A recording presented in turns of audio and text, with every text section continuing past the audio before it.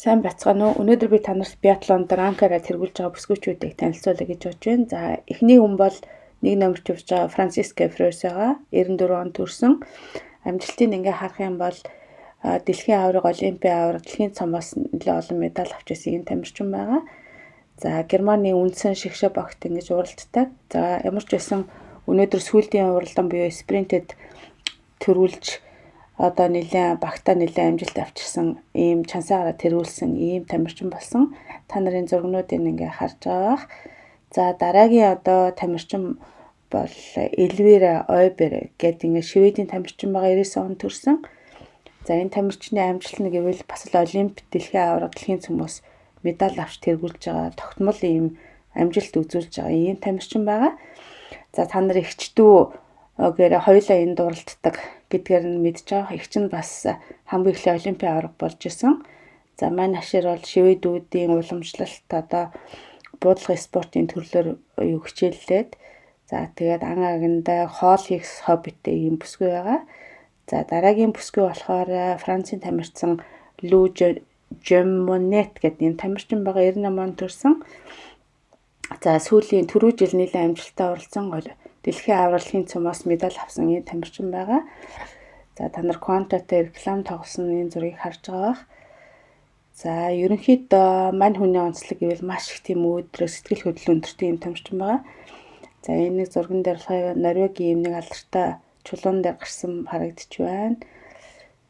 За, маш их одоо шивэстэй гэдгээр алдартай. Хамгийн сүүлд эрвээхээ юу хийнэ гэжсэн хийгдсэн болов гэж ингэж бодож байна. За, Давидо Маркета гэдэг 97 онд төрсэн Чехийн юм тамирчин байгаа. За, энэ Чехийн тамирчин Олимпиас медаль аваагүй, дэлхийн цом, дэлхийн аваргаас медаль авч ирсэн юм тамирчин байгаа. Ерөнхийдөө зодог тайлна гэжсэн боловч тайлаг одоо сүүлийн 2 жил уралдчихж байгаа. Гэхдээ төдийлөн одоо амжилттай байгаагүй. Гэхдээ сая Финланд болсон одоо уралдаанд нэг төрөө авснараа бас буцаж их спортод ирж байгаа юм болов гэсэн ийм итгэлийг төрүүлж байна. За, одоо ингээд гоё энгийн хувцастай байгаа зургнуудыг би та нарт бэлдсэн. Мэдээж одоо буулган тамирчдыг дандаа хувцастай нь харахаас гадна энгийн хувцастай хоббигаар нь харах сонирхолтой байдаг. За, Каролина Канутен гэдэг ийм Норвегийн тамирчин 95 онд төрсэн. За, мань хүн болохоор дэлхийн аваргалын цомоос бас медаль хүртчихсэн ийм тамирчин байгаа. За, энэ одоо Германы буудлан тамирчин Навраттай одоо хамтарч амьдардаг ийм бүсгүй байгаа. За, ерөнхийдөө бол Норвегийн 2 тамирчин Терел Якобыг одоо зодог тайснаас хойш багтаа нэлээд амжилттай оролцож байгаа ийм хүн гэж дүгнэж болно. За, энэ хэд ихний байранд явж байгаа. За, энэ бол өнөөдөр София тий. Энэ одоо Францын тамирчин 2 дугаар байранд орсон байгаа. За, энэ бол яг ранкаараа 21-т явж байгаа л одоогийн байдлаар дэлхийн аварга, дэлхийн цомоос басан медаль авч ирсэн юм тамирчин байгаа. За, яг амжилт нь бол үе дээгүүр гараал үе одоо байр эзлээл шагналт байранд ороод явдаг юм тамирчин. За, ийм Францын тамирчин бас өсгөрөөд байгаа гэдгийг харуулж байна. Бэлтгэл бол харьцангуй дайггүй байгаа. За, дараагийн тамирчин болохоор Симон Жулия байгаа, 96 онд төрсэн. За, энэ одоо жоохон муу бодлоо гэж ингэж үзэж байна. Ерөнхийдөө маш олимп, дэлхийн аварга, дэлхийн цомоос байнга одоо медаль авч идэг юм тамирчин байгаа. За, нэлийн хүчтэй. За, түрүү жил гэвэл жоохон хулгайн хэрэгт бол орооцолтоод одоо багийнхан тамирчны Бушегийн одоо кредит картыг ашигласан гэдэг яриа гараад багтаа нэлээд таарамжмуутай.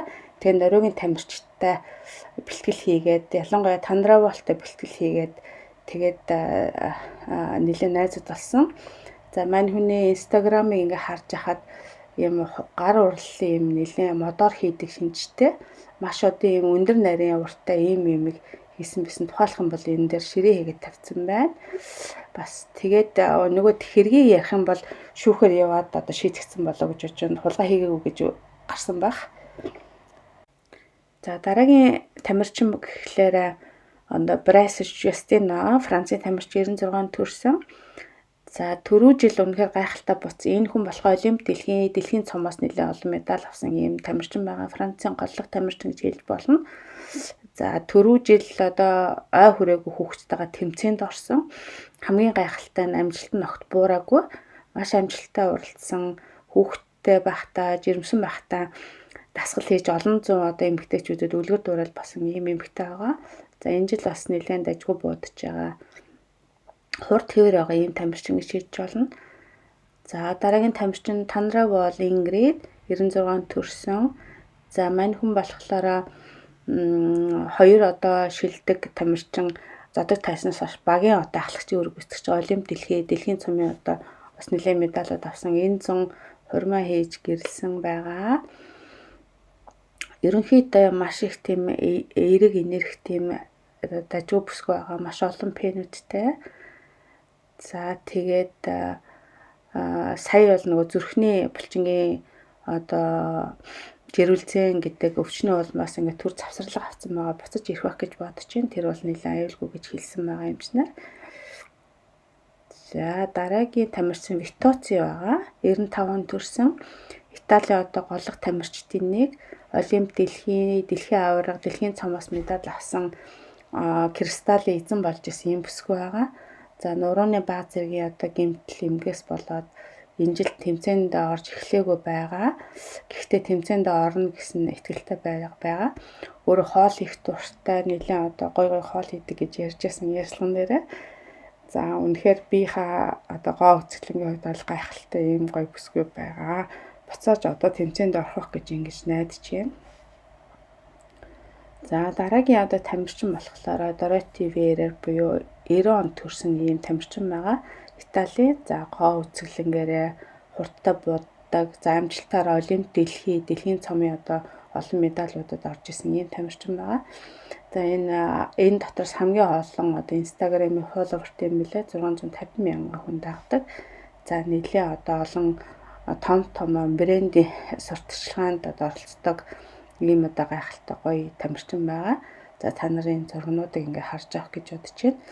За түрүү жил одоо хурд болон буудлага нэлээд одоо сайн биш байсан. Тэгээ ер нь зодог тайлах болов гэсэн яриа өрнөжсэн.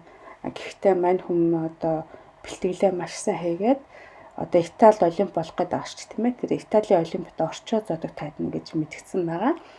За Дороти Верер одоогийн байдлаар ранкд 10-т илүү 9 явж байгаа.